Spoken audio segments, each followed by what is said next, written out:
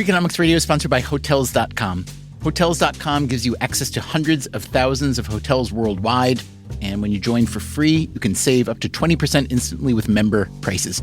Plus, every stay earns rewards. So when you book one trip, you're already lowering the cost of the next one. Hotels.com is simple, rewarding, and designed to help you get more out of every stay. Sign up for free and book today. Hotels.com. It's all in the name. Freakonomics Radio is sponsored by Amica. You know what they say, if you want to go fast, go alone. If you want to go far, go together. So go with Amica and get coverage from a mutual insurer that's built for their customers, one that looks after what's important to you together. Auto, home, life, and more, coverage that fits your unique needs. Amica helps you protect what matters most. Visit amica.com and get a quote today.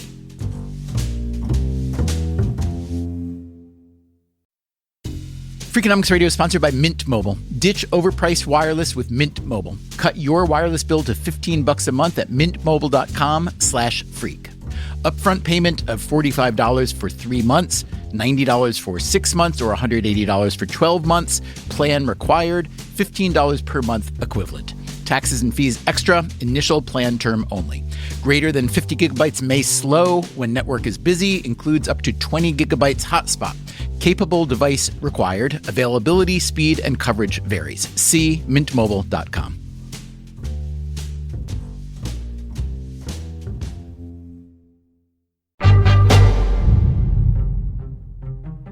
Let me just say this up front. Predicting the future is hard. We once made an episode called The Folly of Prediction, episode number 41, if you want to hunt it down. The findings were clear. Most of us are much worse than we think at making predictions, and we're also much more confident than we ought to be. But that doesn't stop us from trying. Look at the huge success of prediction markets like Kalshi and Polymarket. We are always dying to know what might happen next. I am not immune from this desire. You probably aren't either. The one particular temptation is geopolitics. It is so complex and dynamic and important that it's hard to hold yourself back, even if you know that your prediction is, at best, an educated guess. So you might as well get your geopolitical predictions from someone who is extremely educated in these matters. Someone like this. Fareed Zakaria. I work at CNN and write a column for the Washington Post and write books. Zakaria is a foreign policy stud, a political scientist by training, a journalist by vocation, and a longtime member of the Council on Foreign Relations, which is why we are having him on the show today for a third time. His last appearance was just after Donald Trump had been reelected to the presidency, but before Trump took office. You did make some predictions last time you came on the show. Uh-oh. The second Trump administration, you said, it's not going to be as bad as people think. This is a country with a lot of checks and balances. You have institutions, you have bureaucracies, you have laws, you have rules. These all can't just be willy-nilly dispensed with. Yeah, I'd say I was basically wrong. A few months ago, Trump made one of his most unpredictable moves yet, and possibly one of the most consequential, too, a joint military strike on Iran with Israel. Fareed Zakaria did not think this was a good idea. As he wrote at the time, bomb and hope is not a strategy. So what is the strategy? Today on Freakonomics Radio, we ask Zakaria to look at some of his past predictions, and we force him to make some new ones about how the war with Iran will end, about whether the U.S. political system is due for an overhaul, and whether globalization is really dying. I think that the reports of the death of globalization are vastly exaggerated. We also ask Zakaria to tell us something important that he has changed his mind about, because in a world that defies expectations, it's good to have an open mind.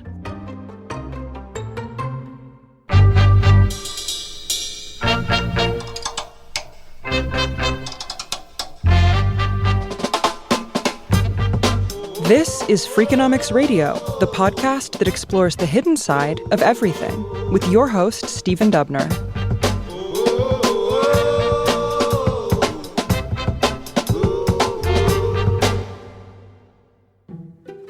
This conversation with Fareed Zakaria was recorded on May 20th.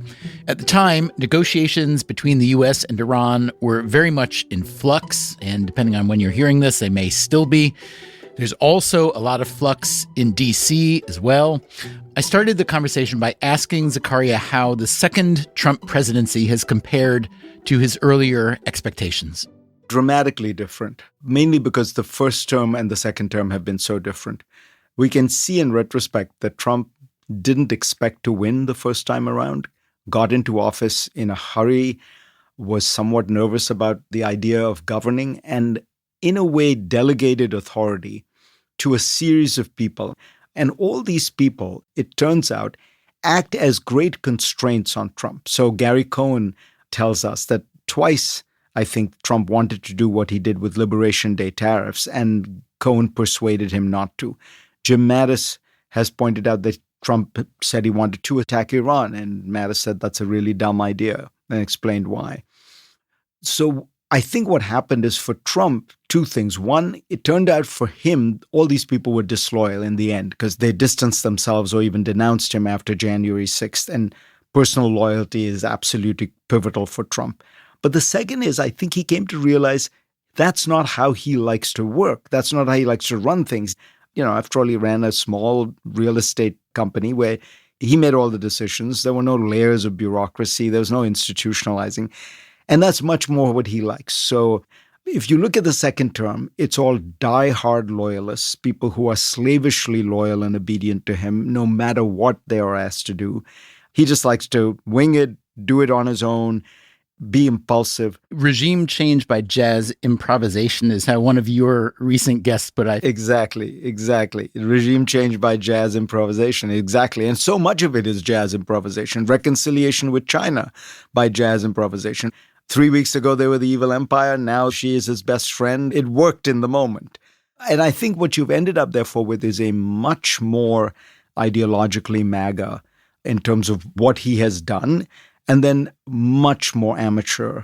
It's just like throw a bunch of things in the air, see what works. And all of it, as a result, has been very different from the first term, which surprisingly looks kind of ordered and predictable in comparison. Let's talk about Iran for a bit. Here's something that you wrote recently, Fareed. For about 15 years, many American leaders, including all three presidents in that period, believed that the U.S. was too deeply entangled in trying to reorder the societies of the Middle East. They felt the more pressing challenges included rebuilding America's industrial base and confronting the rise of China. Yet here America is, once again, fighting a war to reorder a society in the greater Middle East. And like in Iraq, Afghanistan, and Libya, this war seems unlikely to turn out quite as its proponents may hope. Why, you wrote, does this keep happening? So I'll bite. Why does this keep happening? I think at a broad structural level, it is because the United States and Washington in particular are very attached to the idea of an imperial America that orders the world, that exercises the enormous power it has, particularly military power. The two areas where the U.S. is unrivaled are military and currency. And we have, in both cases, promiscuously used that power, misused it, abused it. And I worry very much that that will result in a kind of reaction in the world. But the specifics are important, again, as always with Trump. So much is being done by this one person that it's not just broad structural forces, because the truth is the U.S. had learned its lesson from the Middle East and it had moved away, most importantly by electing Trump, who ran on a platform basically that was centrally about getting out of foreign wars and getting out of the Middle East and things like that. But I think what happened again, Trump 2.0, unleashed, unconstrained, unchecked by people like Jim Mattis and generals who would tell him that this is a bad idea. He fell in love with the kind of arbitrary unilateral power that the president has. If you notice, the thing Trump loves more than anything else is to wield unaccountable arbitrary power. That's why he loves tariffs. I don't like the way the White House is set up. I'm just going to destroy the East Wing and rebuild it. I am going to arrest Maduro. You know, when he was asked, so who controls Venezuela's oil now? He said, me.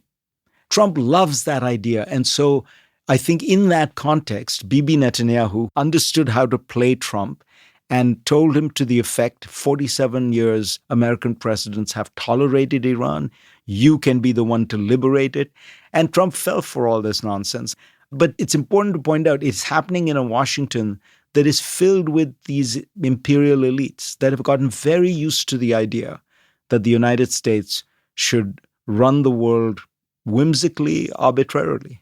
Okay, so if you're an imperial elite, you presumably believe in your imperial power, your military power, your ability to dominate a weaker enemy. When we last spoke, Fareed, a couple of years ago, you said that Iran was weaker than it appeared. You called it a paper tiger. Yet you've also written recently, why is the most powerful country on the planet, that's us, unable to get its way with a much smaller, weaker country that has been ravaged by economic sanctions and military strikes? So what is Iran doing well and right from its perspective to fend off, for the time being at least, the United States?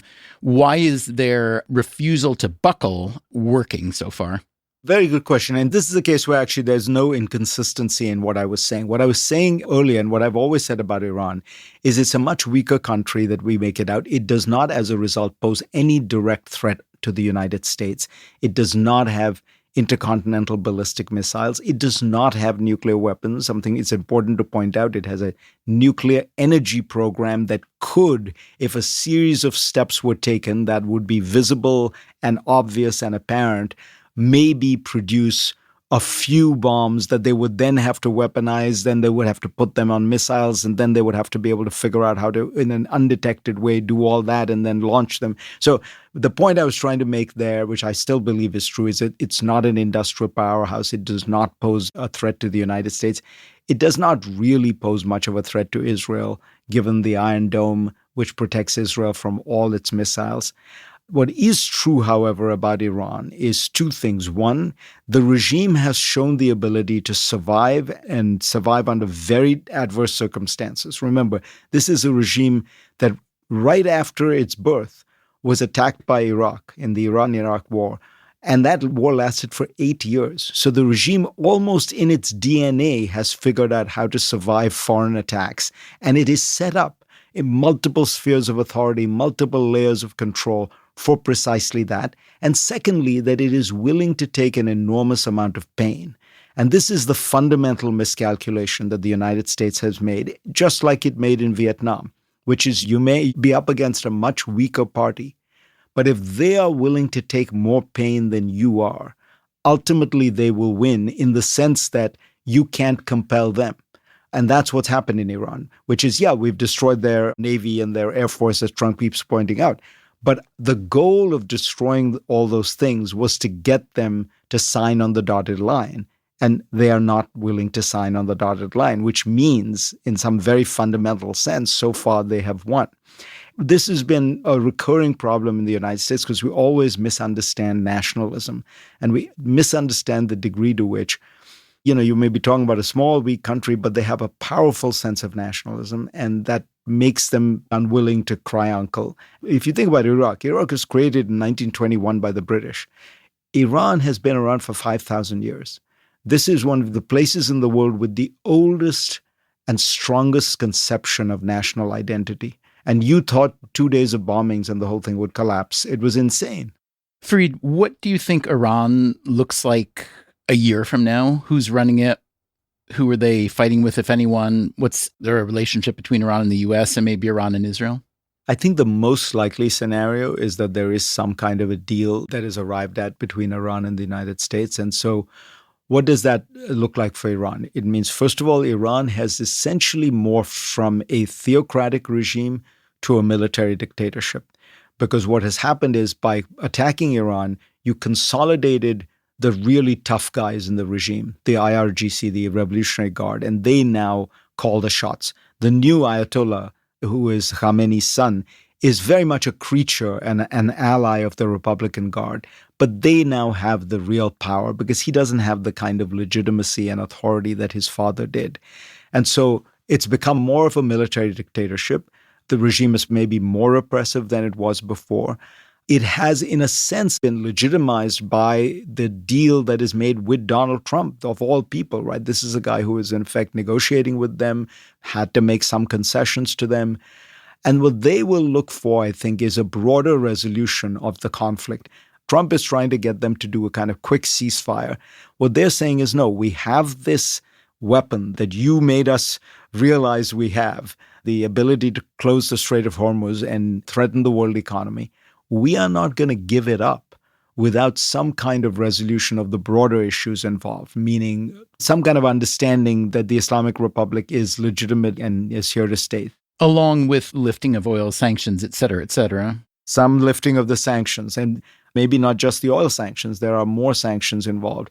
So probably what happens is also a kind of modus vivendi between Saudi Arabia and Iran. Saudi Arabia's role here has been very interesting. Unlike the UAE, they have not been the warmongers. They have been searching for a diplomatic solution. They have been quietly communicating to the Iranians, look, don't hit us, and we won't be belligerent toward you. And for the most part, that has been true. The Iranians have hit the Saudis very little. Saudi oil revenues, by the way, are up 20%. The UAE's oil revenues are down 40%. The Iranians are looking, I think, for a final vindication that they are not a kind of temporary, transient intruder into the Middle East system. Ironically, this foolish attack by Trump might give them this victory that they have always sought. Let's talk just a bit more about the relationship between Iran and its neighbors. I've seen some scholars describe Iran's strategy as triangular coercion, which is an idea that comes out of game theory. The idea being that Iran, in order to stymie or beat a much more powerful military like the U.S., will attack neutral or neutral-ish third parties.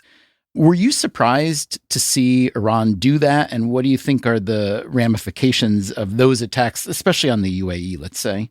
Yeah, I was surprised. And I have to confess, I initially thought it was a miscalculation by the Iranians. Even the UAE had not been very gung-ho about this war. This really was a war that was foisted on us by the zealousness of one individual, Bibi Netanyahu, who was able to convince Trump. I don't want to make that sound like some conspiracy theory about Israel. It isn't. It's about literally two people, Trump and Netanyahu. But I thought that the Iranians shouldn't have widened the war. And I still think that the most effective thing they've done has been to shut down the Strait of Hormuz, and not so much this other stuff. But they did, as a result, do exactly what that game theory concept tells you, which is they hit where they could rather than the most logical place. And they realized that these were the softer targets. These were the places they could hit. They hit them very accurately, by the way. There's not a lot of collateral damage and not a lot of missed targets. It tells you this was very strategic and very well planned. I think there's a shadow of this war that will persist. One piece of it is that not only do you know the Strait of Hormuz could be closed at any time, you now realize that liquid fossil fuels traveling around the world by tanker are vulnerable to very cheap asymmetric threats. The most effective weapons in Iran's arsenal were not the ballistic missiles that it built at great cost. It were these $30,000 and $15,000 drones. Well, guess what? Pirates can get those drones. People can get those around the Strait of Malacca, through which more energy passes than through the Strait of Hormuz. So I think there's a kind of risk premium that is going to be attached to liquefied fossil fuels going through tankers everywhere, and that affects the Gulf, obviously, and the economics of the Gulf. The second piece is the Gulf has presented itself as a kind of oasis of stability. The idea has been, welcome to Dubai. You're really not in the Middle East, you're in Switzerland. Well, it's very hard to say you're in Switzerland when you've gone through this process, and I suspect that that changes the business model a bit, but I wouldn't exaggerate it. The one thing we've seen about tourism after all these crises, whether it's the Iraq war, whether it's COVID, people bounce back. People have short memories. Let's just talk a little bit more about the UAE, especially in contrast to Saudi Arabia. So the UAE left OPEC.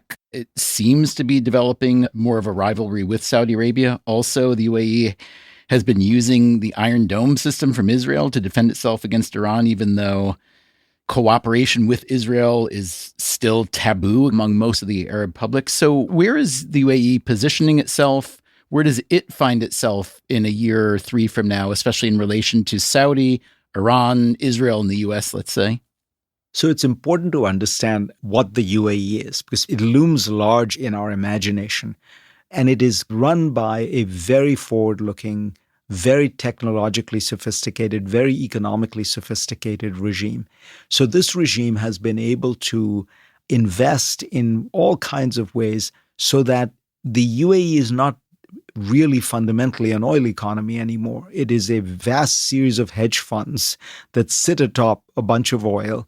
What it can do is very different from what Saudi Arabia can do. So it can say, we don't want to be part of OPEC because we don't get most of our oil revenues from oil anyway. So we want the flexibility to not be part of this cartel, and we can set our own standards, and we can do more when we want to, we can do less.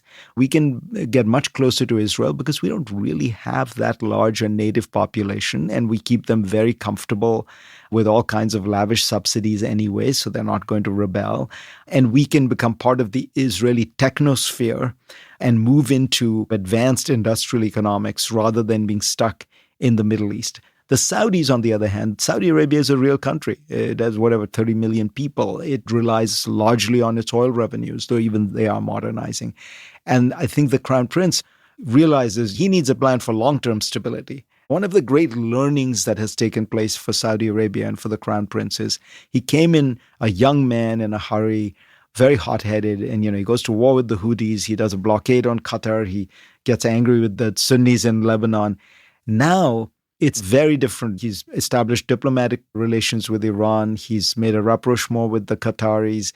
He's made up with the Lebanese. He is looking for stability and peace so that he can enact his domestic modernization vision.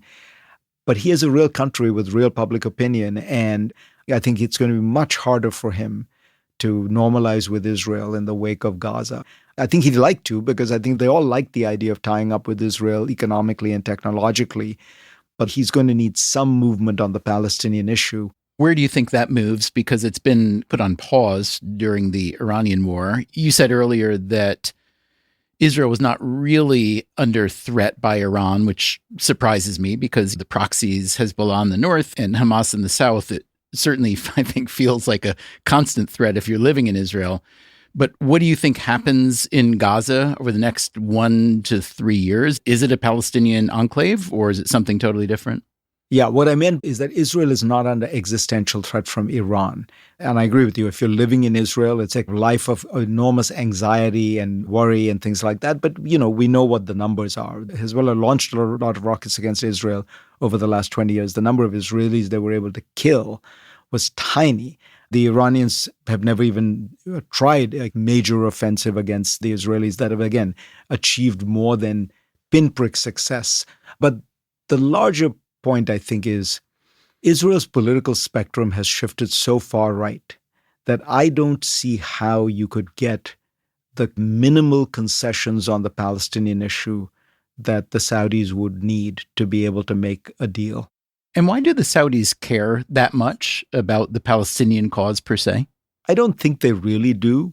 I think that certainly the elites in those countries have never really cared very much about the Palestinian cause, but they always believed that the street did, that their publics did, that it has a kind of symbolic resonance. Look, these are all absolute monarchies. So these are rulers who are worried about their legitimacy, worried about their control, and in that context, the Palestinian issue was always a easy way to signal something that the Arab street wanted. But I don't think they care very much, which is why, as I say, I think they're all searching for a way to do business with Israel.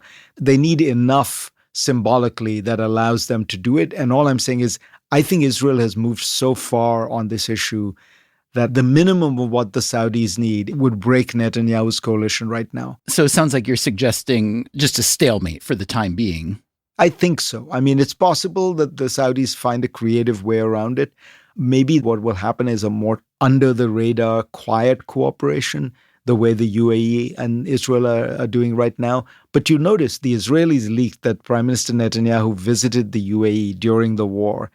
And within an hour, the UAE flatly denied it. My sources tell me, in fact, he did. Netanyahu did go to the UAE. But the fact that the UAE immediately denied it tells you that they do not want to seem publicly associated with Israel.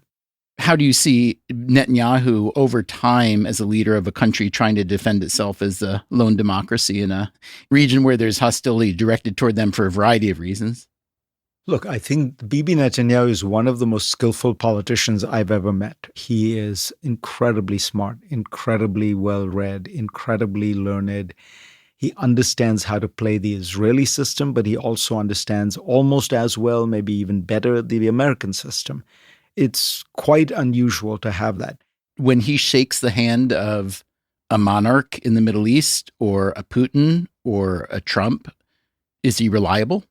Most American officials who have dealt with him for an extended period of time would answer that question emphatically with one word, no. I know that there were administrations that tried very hard to work with him, and the biggest problem they had was they felt precisely that he was just unreliable in the sense that he would not live up to his commitments, not be true to his word, say one thing to one person and another to another person. But I think that his great strength has been survival. His great strength has been to figure out where the winds of Israeli politics were going, and they were blowing right, and to be willing to jump onto that, to make alliances with these far-right parties that no one had been willing to ally with before. He, I think in a certain sense, militarily has made Israel more secure. I mean, I think the attacks on Hezbollah were a masterstroke. I think the first attack on Iran's air defenses were very important in making Israel more secure. But I think that no solution to the Palestinian problem. You have 5 million Palestinians who are living in a state of colonial occupation by Israel, and he doesn't even want to have a solution to that. And I think that because of that, the other legacy of Bibi Netanyahu, you would have to say, is enormous military success that has made Israel the superpower of the region at some level, but coupled with enormous diplomatic and symbolic isolation. Israel is more isolated in the world than it has ever been that I can recall, and it is now being isolated even from the United States. Bibi's legacy, the ultimate legacy, might be to have ruptured the relationship between the United States and Israel by turning it into something so partisan. So I think it's very much a mixed legacy. Where do you think that reputation goes in the future? I was talking to someone the other night about when Americans started buying German cars after World War II, how long it took. There was the same thing for Japanese products. And now we consider Germany and Japan two of our very, very, very best friends and allies. So reputations of countries certainly change, but it takes a good amount of time. If you were to look at the Middle East, the major players, what do you see that landscape looking like way down the road, 10, 20, 50 years? I think that if Saudi Arabia plays its cards right and allows itself 10, 15 years of modernization and development, it could emerge as a very, very powerful country. Just because, it's the only one that has size and wealth. It has enough people, and it has enough of a landmass and can field enough of an army. And, it can be a kind of multi-dimensional power. The problem with the UAE, which is extremely high-tech and smart and sophisticated, it is just too small to be a global power of any kind. And the same is true of Qatar. Kuwait is also tiny in comparison. So it's really the Saudis who have that capacity. I think Iran is going to continue to be completely dysfunctional. Don't forget that the Islamic Republic is not just Islamic, it's also sort of socialist. So it's been very, very badly run. When you look at per capita GDP, Iran was probably ahead of Saudi Arabia when the Shah was removed, and Iran is now way behind all these countries. We always hear that the majority of Iranians don't want the theocracy and they want a more normalized state. What do you know about that sentiment now? And do you think there's enough sentiment to lead to an internal change, a regime change by some form other than war? I think this is a very good but very complicated question. And I'll begin by saying I don't know. And it's very hard to know. Most of the people who say these things confidently have not been to Iran in 45 years. Much of the Iranian diaspora are like the White Russians after the Russian Revolution. They're imagining an Iran that may have existed in 1977. But what I'll say is I've been to Tehran, and the regime is clearly very unpopular among the people in Tehran, educated, young, westernized. When you talk to older people, even in Tehran, I wasn't allowed to leave Tehran. when you talk to older people, more religious people, there is more support for the regime. And I'll point out one thing, which is in neighboring Iraq, which holds free elections, a large part of the Shia population votes for religious parties because the Shia do believe in the fusing of religious and political authority. So it's not inconceivable that there is some part of Iran, the older, the more rural, the more religious, who have some deference and respect for the idea of mullahs in politics. So, I mean, if I were to put a number, I would guess maybe 65% of the country hates the regime, but 35% has some degree of support. I will say this one thing, which I'm pretty sure of traveling around the world. Nobody likes being bombed by foreigners. Nobody likes being bombed by the United States, the superpower of the world. So whatever the situation was 3 months ago, I think that the regime has more support now because it's an act of disloyalty to the nation, not to support a regime that is being bombed by Americans and Israelis. The central mistake of American foreign policies from 1945 has been to misunderstand nationalism and to not understand that you may have very good ideas for what should happen in that country, but no country likes being bombed into enlightenment. Coming up after the break, given the war with Iran, why haven't oil prices spiked even more than they have? Also, is the U.S. making its own Brexit? And will Trump 2 go down in history as the great grifter administration? The scale of what he's doing and the nakedness, the openness with which it's happening is breathtaking. I'm Stephen Dubner. This is Freakonomics Radio. We'll be right back.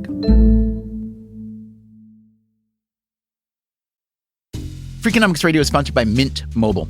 When people hear that Mint Mobile plans are only $15 per month, they wonder, what's the catch? There isn't one. No gimmicks and no gotchas. Just unlimited talk, text, and data, and fast, reliable coverage on the nation's largest 5G network. That makes Mint Mobile a catch. Mint Mobile took what's wrong with wireless and made it right with premium wireless for $15 a month. You can even bring your current phone and your number. Choose from 3, 6, or 12-month plans and say goodbye to a monthly bill. To get your new wireless plan for just $15 a month, go to mintmobile.com/freak. That's mintmobile.com/freak. Cut your wireless bill to $15 a month at mintmobile.com/freak. That's it. There's no catch. $45 upfront payment required, equivalent to $15 a month. New customers on first 3-month plan only. Speeds slower above 40 gigabytes on unlimited plan. Additional taxes, fees, and restrictions apply. See Mint Mobile for details. Freakonomics Radio is sponsored by LinkedIn Ads. Ever invested in something that didn't live up to the hype? Marketers know that feeling. They optimize for the numbers that look great, like impressions, but then they don't see revenue. LinkedIn has a word for that: bull spend. Instead, you can get the highest ROAS of major ad networks with LinkedIn. Cut the bull spend, advertise on LinkedIn. Spend $250 and get a $250 credit. Go to linkedin.com/Freakonomics. Terms apply.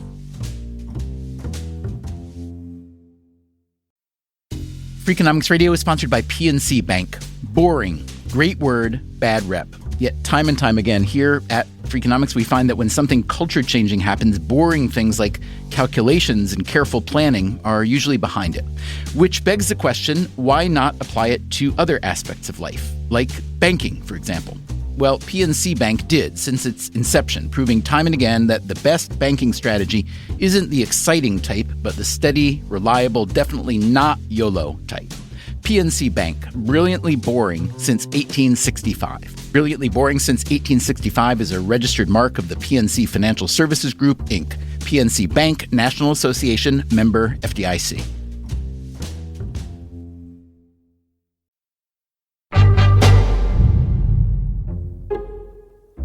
Fareed Zakaria's most recent book is called Age of Revolutions: Progress and Backlash from 1600 to the Present. So he takes a long view of geopolitics. I asked him to summarize U.S. foreign policy over recent history and what it will take to break some bad foreign policy habits.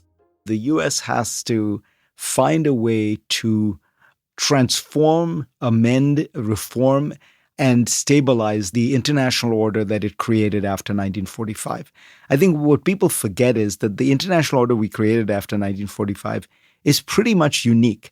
It's the first time in human history that you have had this 80-year period with no great power wars, where you have allowed a single open international system economically to flourish and expand as communism finally collapsed. It has allowed poor countries to grow on a scale that they've never been able to grow before. It has allowed for the introduction of concerns about human rights. It's allowed for the introduction of foreign aid, all these things which really were never part and parcel of the international system before. So I think it's a pretty unusual, extraordinary international arrangement that Franklin Roosevelt conceived, Harry Truman and Eisenhower built. What we have to understand, however, is it's been 80 years. There's been a lot of change. Other countries want to be more involved. They want to be more powerful. It has to have that ability, that flexibility. But we shouldn't be trying to do what Trump is trying to do, which is basically abandon it and let it collapse, because what will follow will be most likely the law of the jungle, which is what you've had for most of human history. So I would say that the intelligent reform, amendment, and repair of this international system so that it makes sense for other countries. Now, by the way, it does, right?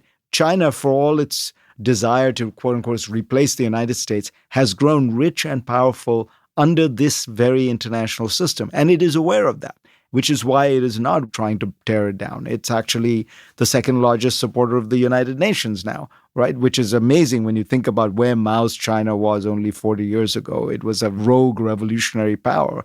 So what we need to do is to make sure that we stabilize a system that has been profoundly good for the United States, has made us the pivot of the world, but also been very good for others. Do you think nationalism on average is beating out globalization at the moment, or it's just interrupted it?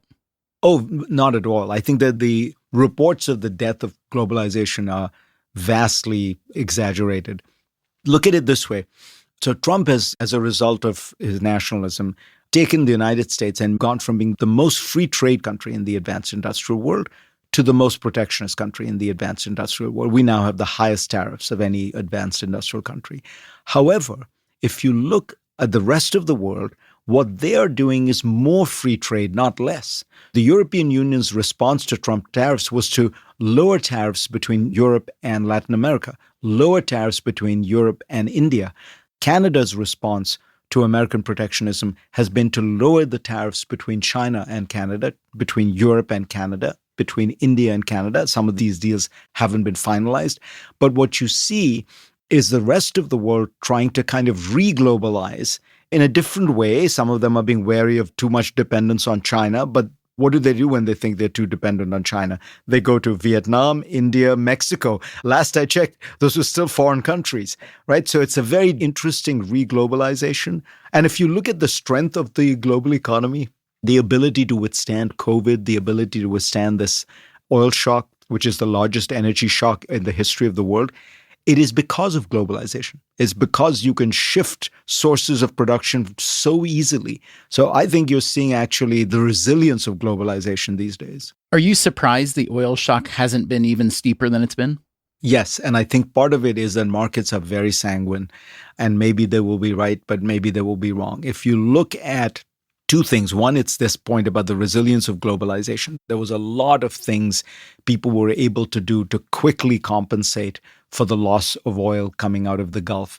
There was a lot of slack in the market. There was a lot of oil out there in supplies in various ways. That's all running short. And the way you can see it is, it's a little technical but important. The numbers that you hear when people talk about what the price of oil is usually futures contracts. In other words, it is contracts for the future purchase of oil, and that's at about $100, $105 a barrel. The actual price of oil, the price at which a barrel of oil is being bought in Asia today, is $120, $125 a barrel. So either this crisis is going to blow over and everything is going to get much easier, or what will happen is the traded price will become closer to the real price. And if it goes to 125, then you certainly have a recession in many, many, many parts of Asia. You probably don't have a recession in the US, but you have a substantial slowdown of the economy. And more importantly, the Fed will be completely unable to lower rates in a scenario like that. But additionally, the U.S. has been producing a lot more oil and gas over the last 10, 12, 15 years generally. But the export numbers from the U.S. in the last couple months have just spiked through the roof, yes? And that's the globalization. That is when you can't get your oil out of the Middle East. There are other places you can get it. The U.S., Venezuela, Nigeria, and that's all very real. But it's important to understand the fact that we produce oil means we don't have a shortage of oil, but the price is a global price. So we and the average American suffers as much the increase in price of oil as anybody else. The people who benefit are 4 American companies. I'm exaggerating, maybe 40 American companies, but the oil producers. But the fact that Exxon is making more money doesn't mean that the average American is doing better. Can you explain why our federal government allows sitting politicians to freely trade stocks in companies over whom they have obvious influence and non-public information? It's insane. The broader point to make is most people don't realize this. We have the oldest constitutional system in the world. And that's a glory. And we are going to celebrate the Declaration of Independence. It's 250th birthday. But it's also 250 years old. And it's an ancient Tudor polity and a constitutional arrangement. And it has many gaps and many weak spots. One of them, for example, is in most Western democracies today, the investigative judicial function, the Department of Justice, is set apart from and independent of the prime minister or president. Whereas in the American system, the attorney general is appointed by and serves at the pleasure of the president. That's not true in almost every European country. And so we have things like that. And one of these is we don't have enough laws that are kind of anti-corruption laws in various forms. But the whole nature of our system allows for this kind of institutionalized corruption. Look at the president's stock account, which is mind-boggling. I mean, his 3,700 trades. And in his case, it's so naked again that he literally will go visit a company, buy its stock, and then put out a tweet saying, this is a hot company, and putting the stock market ticker of the company there. The level of self-dealing and grifting, let's call it, in the Trump administration is astonishing to a lot of people, including many people who voted for him. What do you make of it? I'm especially curious if you see parallels to other leaders in recent or ancient history. I think in today's world, the only comparison I can think of in terms of the scale of the dollars involved is probably Putin. I was talking to an Indian friend who's in government, and he was saying none of the things Trump is doing would be possible in India anymore. There was a time when India was very corrupt, and there's still a lot of corruption, but both the scale of what he's doing and the nakedness, the openness with which it's happening is breathtaking. And I think you'd have to search far and wide to find a place where you could do something like that. If you think about this latest IRS deal, where the IRS is forever banned from auditing not just Trump, but his whole family. Or if you think about the $2 billion investment plus the $500 million investment that the UAE government makes in Trump's, basically the Trump-Witkoff cyber venture, World Financial. And then literally a few weeks later, they are granted the coveted license to be able to buy NVIDIA chips and have a big data server, which many countries in the world were vying for. I think there's very, very few examples of this. To me, the really interesting question is why it's not causing outrage. But even with his base, there is an interesting answer there that for a whole part of America that has not benefited that much from the last 30 years of enormous growth and prosperity, they look at the last 30 or 40 years that in many ways could be described as the rise of meritocracy and the rise of markets and the rise of a certain kind of fair system that was anybody could come from anywhere, and if they somehow did well on Wall Street or did well in Silicon Valley, they became rich.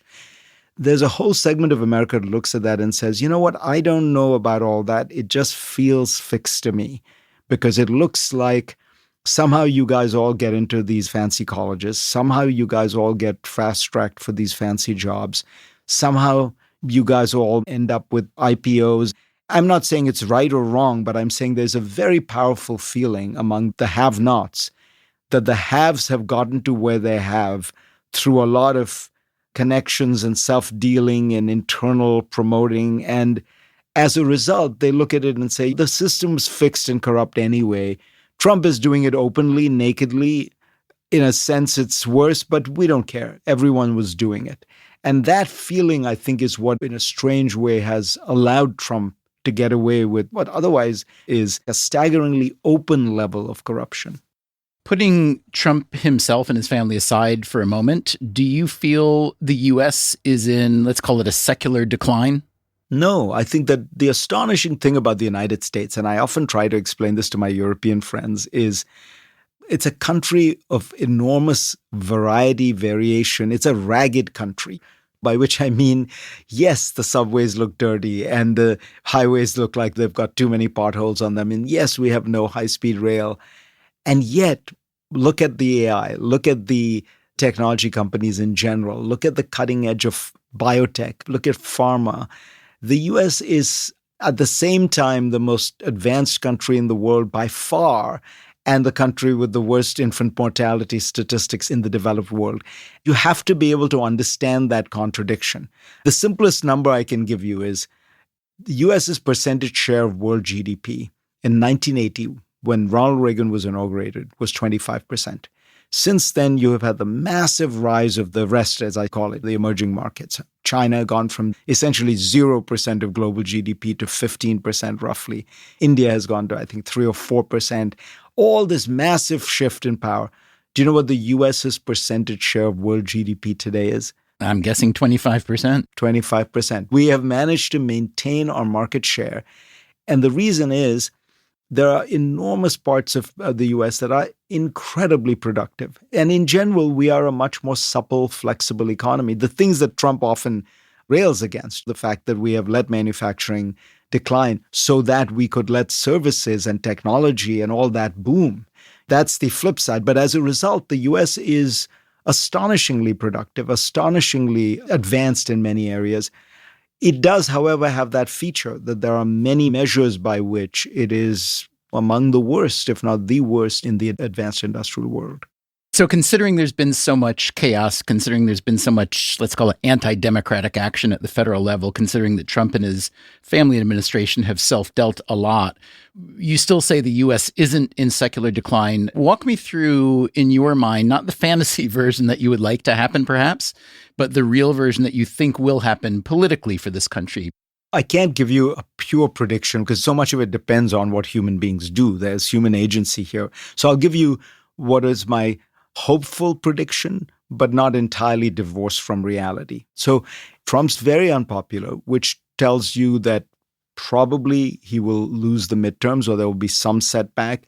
And probably again, this is hopeful prediction, probably MAGA does not get reelected in 2028. And there is some kind of pendulum swing away from it. And I think a lot depends on how big it is, because that will determine how much people interpret it as a repudiation of MAGA.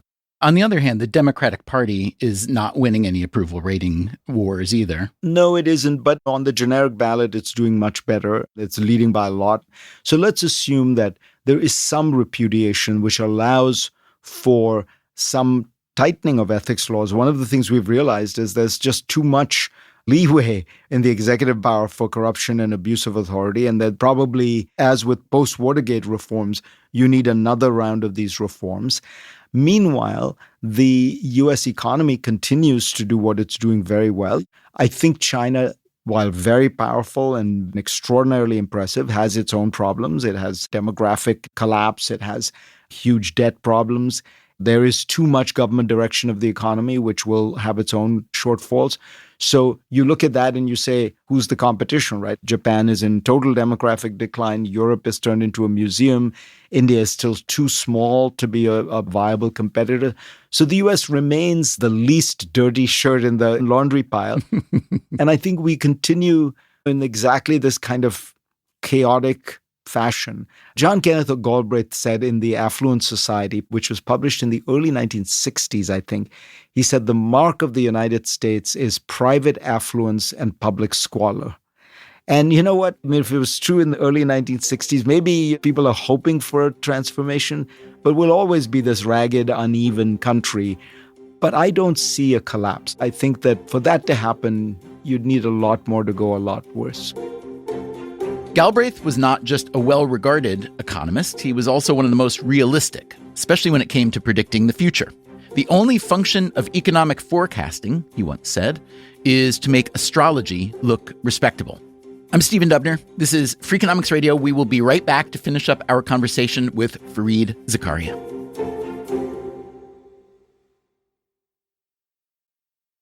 Freakonomics Radio is sponsored by NetSuite, by Oracle. Every business is asking the same question. How do we make AI work for us? Sitting on the sidelines is not an option because one thing is almost certain. Your competitors are already making their move. No more waiting. With NetSuite by Oracle, you can put AI to work today. NetSuite is a unified suite that brings your financials, inventory, commerce, HR, and CRM into a single source of truth. That connected data is what makes your AI smarter, so it doesn't just guess, it knows. From software and IT services to healthcare, equipment manufacturing, financial services, and many other great American industries, NetSuite delivers a customized solution for your business. Whether your company earns millions or even hundreds of millions, NetSuite helps you stay ahead of the pack.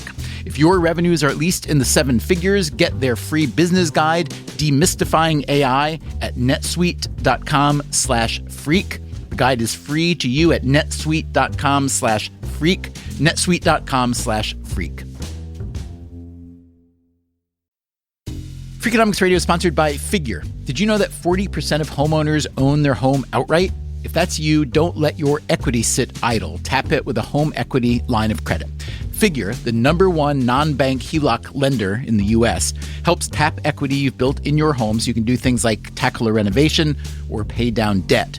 HELOC is a line of credit secured by your home. You can draw what you need, repay, and draw again. Figure offers a 100% online application. Get approved in 5 minutes and funding in as few as 5 days. It's faster than a bank loan and cheaper than a personal loan. Check your rate today without impacting your credit at figure.com/freakonomics. This post is sponsored by Figure, NMLS ID 1717824. Figure is an equal housing lender. For more information about their licensing, visit nmlsconsumeraccess.org. Figure's HELOC is subject to credit approval and terms apply. Freakonomics Radio is sponsored by Principal, the perpetual pen tapper, the arbitrary fridge reorganizer, the holiday party planner that starts in May. Principal knows that your star employees have their work quirks. Principal also knows how much those employees mean to your business. You need them. They need benefits. Work with Principal so they can help your team with a retirement and benefits plan that's right for them. Principal Life Insurance Company, Des Moines, Iowa.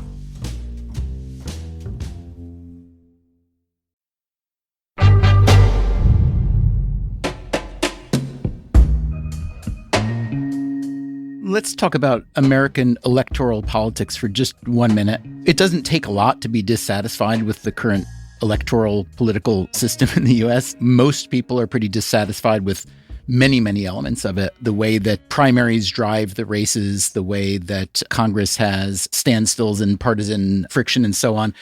So there have been many, many, many versions of gentle reform. What about a more radical reform? What do you think of the ancient Athenian model of sortition, which is a form of democracy with representatives chosen by lottery? This is how we choose our jurors today. I've always thought of this idea as a crazy old idea. Like, how would that possibly work? But I actually sat on a jury recently, Fareed, and I was really moved and impressed with how 12 people who didn't know each other and probably wouldn't spend any time together outside of the jury room came together with a common cause, and they weren't specialists.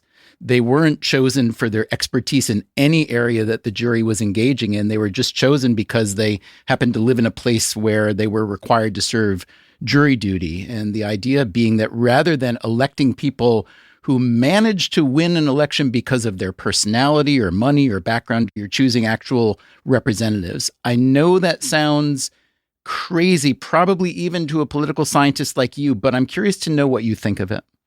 No, I'm actually a big supporter of the idea theoretically, and I'll tell you why. It solves one of the core existential problems of political science or of governance, which is the people who want to exercise power over you are by definition broken people. The ones you don't want exercising power. Yeah. Same for co-op boards, by the way, in New York City. Exactly. And the more complicated and messy and expensive the political process becomes, the more it becomes subject to virulent personal attacks, right?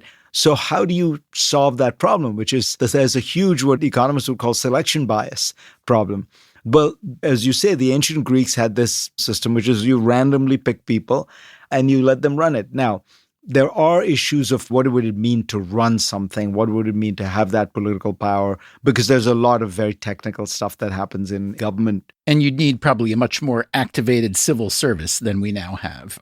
Exactly. And so you'd have to have some combination of political control, but also administrative efficiency. Now, let's assume that that radical a change will never happen. Are there pieces of that idea that you see as possible amendments to the way that we run our elections now? I think the primary system is frankly a very bad idea. It is unique to America. Most people don't realize this. You're going to give the people the choice at the election, but the party itself should be able to make its own internal choice as to who it wants to choose. And the problem with leaving it to democracy, as the primary process does, is that in those kind of democratic contests, 80% of people don't participate. So you're getting the rule of the most fanatical, most obsessed, most ideological, often richest members of the public, totally non-representative.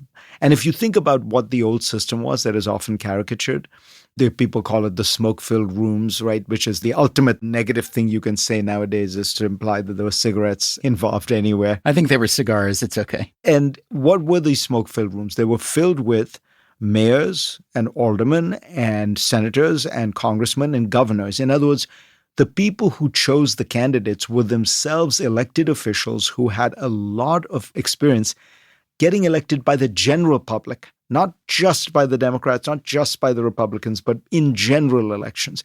And so they had a tendency to try to find viable candidates for the center. Now, when you have the extreme fringe on the left and the extreme fringe on the right choosing through a primary system, and when you have social media, so if the primary voter is 10% of the Republican Party or 10% of the Democratic Party and the most extreme, the people active on Twitter are 10% of that 10%. It's the most crazy people sitting in their mom's basements, firing away angry tweets. So the whole system is geared towards the extreme rather than the center. I would abolish the primary system entirely. I would do something about money in politics, and I would end redistricting. And I think that those three things are all perfectly within the realm of possibility. Economists now have enough data to measure a lot of the downstream effects of Brexit for Britain, and they're not very good, as you could imagine, but rather than being just political conversation, they're actually empirical arguments. And those same economists say that when you look at the Trump presidency and what it's doing to our standing in the global economy, that it's going to take a while. It's going to take 5 or 10 years before the effects can at least be fully measured the way that the Brexit effects have been measured. When that time comes, what do you think those effects look like? So I think it's going to be not nearly as bad as Brexit. The US economy is much stronger, more resilient. First of all, most important thing to remember, we are not a trading economy. One of the reasons that Trump's crazy tariffs, and I'm totally opposed to them, one of the reasons they haven't had that much negative effect on the US economy is the American economy is a domestic economy. I mean, in the Brexit case, it was just like insane. Like 40% of British exports went to the European Union. And they said, let's make this much more expensive and complicated and put lots of barriers. So the second piece is the Trump administration has been very pro-business in a regulatory sense. And I think that the left tends to forget how important that is. There's a huge boost to businesses to be able to depreciate plant and machinery and investments fast. It's a huge boon to business to have licenses happen fast, for the SEC to take its foot off the brake as much as it has. Now, there are dangers, obviously. Things can blow up. But for the most part, you just look at something like housing, right? Why is it that Texas is able to both build many, many, many more houses, but also build much more green technology than New York or California? It's because it has a lower regulatory burden and a faster regulatory process. So all of that is really important. The thing I worry about, the ticking time bomb for the United States, is Trump has turned out to be somebody who, like many Republicans before him, talks a good game about the debt and deficit when he's campaigning and actually runs it up massively when in office. We are now running deficits that are in the 6-7% of GDP, and it's going to go up to 8 and 9 as the baby boomers retire. We've only run these kinds of deficits during World War II. It was really 1942, 43, 44, maybe 3 years. So we have never seen this kind of spending. There was that one short spike during COVID spending. That was like World War II spending, but briefly. Exactly. But then that spending came down very fast. And I worry that it's happening at the very same time that we have been abusing the power of the dollar at a time when the Chinese are trying to figure out, can they make the renminbi more of a reserve currency? The Europeans are asking themselves, can we find an alternative to the SWIFT payment system so the US can't impose these secondary sanctions on us at the time that crypto is and stable coins may become some kind of a challenge. So you're running these crazy deficits that require the rest of the world to buy enormous amounts of your debt. And yet you're making it so that your currency may not be as secure. And I don't think it's going to be replaced anytime soon. But we don't have that much experience with these things. Is it possible that the dollar is not replaced, but there's some competition that comes from a combination of those things, the renminbi, stablecoin, things like that? Who knows? It's a very dangerous bet to assume that everybody else is going to fumble and stumble and we will be able to run deficits of the kind that no superpower has ever run. When you look historically, do you find that great powers tend to decline mostly because of internal or external forces? It's usually a combination in the sense that historically it has been external forces that bankrupt you internally. Look at Britain. Britain was trying to fight 2 world wars and run a global empire. And the costs of all that eventually just bankrupted the country. If you look before that and you look at France and the Habsburgs, almost always it's been external expansionism, which has ultimately a huge price internally and often involving debt and things like that. I guess compared to those countries, the U.S. is still relatively small scale when it comes to foreign invasion, colonialism, et cetera. Correct. As a percentage of GDP, in some cases, particularly if you go back to the Habsburgs and the French, in those days, the state was a night watchman state. So it wasn't spending money on Social Security and Medicare. It basically was spending on wars. But what worries me is Neil Ferguson has this line that if a country becomes a great power, starts spending more on interest payments on its debt than on its defense budget, it doesn't stay a great power for long. And he says, if you look back in history, there's no exceptions to that rule. Well, the United States has begun to spend more on interest payments on its debt than it has on its defense budget. How can you best explain why the U.S. economy has remained so dominant and dynamic for such a long time? There are other countries that invent things. There are other countries that do very well in some sectors and sometimes export them. But if you look at them as engines of prosperity for their populations and for shareholders and so on, the U.S. is really unparalleled. I think there are 3 broad factors. One is enormous natural advantages.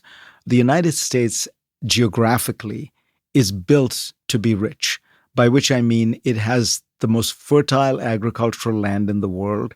But that agricultural land sits right next to these extraordinary navigable waterways, the Mississippi River, the St. Lawrence River system. When you look at the coastline of the United States, it has, I believe, 3 of the best deep water ports in the world. There's extraordinary forests, there's extraordinary natural resources, oil. We sort of have everything, and people sometimes forget this. There was a very, very good book by Peter Zeihan called The Accidental Superpower, which makes this point very powerfully. I think that's one bucket. The second is we have, broadly speaking, the most market-friendly system of any large economy. Probably Singapore and Switzerland are better, but of any large economy which tends to have a political tendency toward a certain kind of statism and anti-market forces, we are probably the best.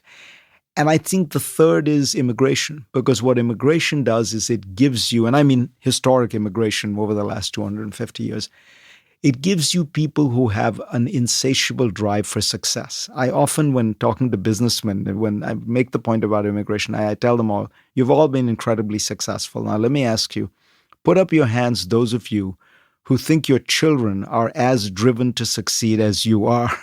I have literally never had a hand go up.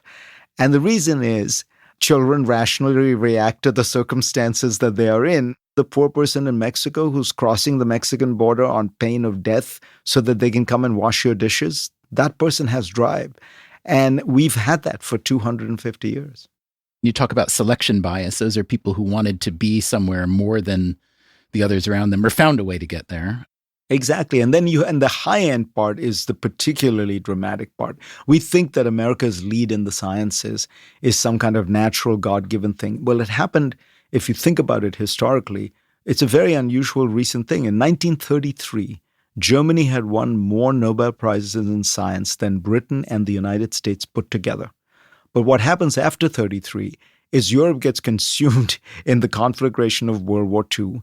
All the smart Europeans, particularly the smart European Jews, who were an absolutely central part of the scientific revolution in Europe, moved to the United States. And the state in the US, after World War II, starts funding science on a massive scale inspired by the Manhattan Project. Those were all completely unusual circumstances, and that's what produced the US dominance. And by the way, you might notice all three of those forces are waning. We now have a real competitor in China in the way that we didn't because Europe had been destroyed. We don't have the exodus of Jews, and if you can add to it the Indians and the Chinese in the 60s and 70s, that is slowing because of the immigration crackdowns. And finally, the government is cutting spending on basic science. So that's a part that in the long term, that worries me a lot. Last question. Tell me something, anything, that you, Fareed Zakaria, believed for a long time to be true, but realized that you were wrong. Something important that you changed your mind about? Oh, probably the central one in terms of my worldview is I thought that as China liberalized its economy, it would liberalize its politics. And the reason I thought that is it's been true for every country in the world, really. One of the few iron laws of political science is that as countries become richer, not counting oil-rich states, once they get past $7,000 per capita GDP, they're almost all democracies. In fact, there's almost no case of democratic regression. Why did that happen? I think because two things. One, China is unusual in that it has a political system that is so, it's not a dictatorship in the conventional sense of the word. The Communist Party is so deeply infiltrated into the entire society.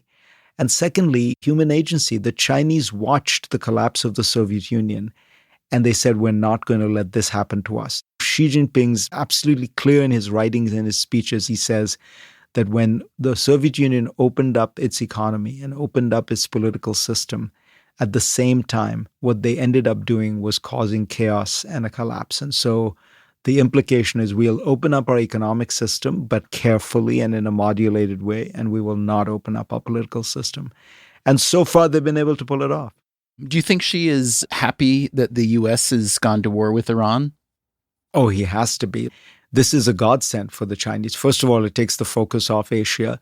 It means the United States military is now running down its stock. So at a very simple technical level, we lack the capacity to deter and to respond to any kind of attack. That means Taiwan is looking a little bit easier every day, or? Right. And that's not just the sheer issue of arms. It's also you've used up political capital, diplomatic capital, and all that. And I think because it hasn't turned out well, it will have that effect of making America more gun-shy about these kind of things.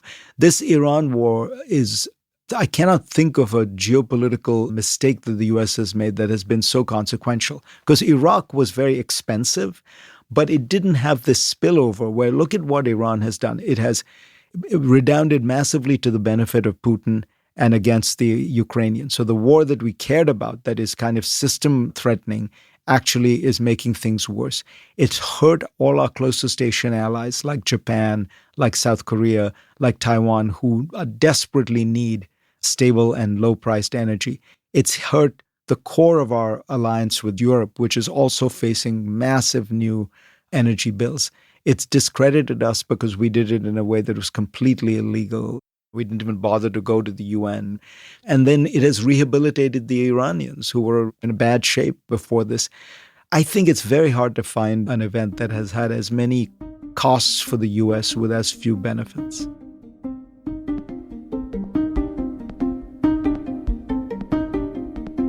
You are the best political science professor I never had. I learn so much from you every time, and I really appreciate you're taking the time. And I also appreciate the hours upon hours that you're spending reading and talking to people to have so much information to deliver. It's a great bounty for us, so thank you. You're very kind, Stephen, and it's always a huge pleasure to come on the show. That, again, was Fareed Zakaria. His CNN show is GPS, Global Public Square. My thanks to him and to all of you who sent in questions. Let me know what you thought of this episode, or if you have any ideas for future episodes. Our email is radio@freakonomics.com. Also, if you are catching World Cup fever and you need a smart companion to make your way through the maze of sport and politics and fandom, check out the new podcast, Soccernomics. It is based on the book of the same name by Simon Cooper and Stefan Szymański. The podcast features both of them, as well as Ashish Malhotra. You can get it wherever you get your podcasts. And coming up next time here on Freakonomics Radio, we get back to our series on games, and we ask a very simple question. Can backgammon save the world? That's next time. Until then, take care of yourself. And if you can, someone else too. Freakonomics Radio is produced by Renbud Radio. You can find our entire archive on any podcast app. It's also at freakonomics.com, where we publish transcripts and show notes. This episode was produced by Pete Madden and edited by Ellen Frankman. It was mixed by Jake Loomis with help from Jeremy Johnston. The Freakonomics Radio Network staff also includes Augusta Chapman, Delvin Abuaji, Eleanor Osborne, Elsa Hernandez, Gabriel Roth, Ilaria Montenacourt, Mandy Gorenstein, and Teo Jacobs. One name you didn't just hear for the first time in about 9 years is Zach Lipinski. Zach produced dozens of Freakonomics Radio episodes, some of our very best, and now he is going off to be a novelist. I'd like to thank him for being a great producer, colleague, and friend. We will miss him, but he does plan to do some freelance work for us. I hope he does. Thanks for everything, Zach. Our theme song is Mr. Fortune by the Hitchhikers, and our composer is Luis Guerra. As always, thanks for listening. Oh, I did just want to ask you, did you know Ted Turner? I met him once in an elevator in Atlanta, and he said to me, "I love your show." Very Ted Turner.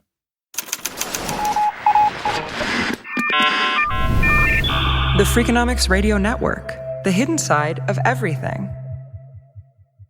This podcast is sponsored by Made In Cookware. Made In partners with multi-generational artisans and some of the world's best chefs to create professional quality cookware, knives, and kitchen tools. Their products are trusted in Michelin-starred restaurants worldwide and designed to perform just as well in your kitchen. From 5-ply stainless clad to carbon steel, every piece is built to last and made to actually make you a better cook. Discover award-winning cookware at madeincookware.com. Hey there, I'm Stephen Dubner, host of Freakonomics Radio. If you love the podcasts in the Freakonomics Radio Network, I want to tell you about a way you can get even more from us. To hear our shows without ads and get exclusive access to Freakonomics Radio bonus episodes, please subscribe to SiriusXM Podcasts Plus on Apple Podcasts or sign up at SiriusXM.com/podcasts plus. Start a free trial today.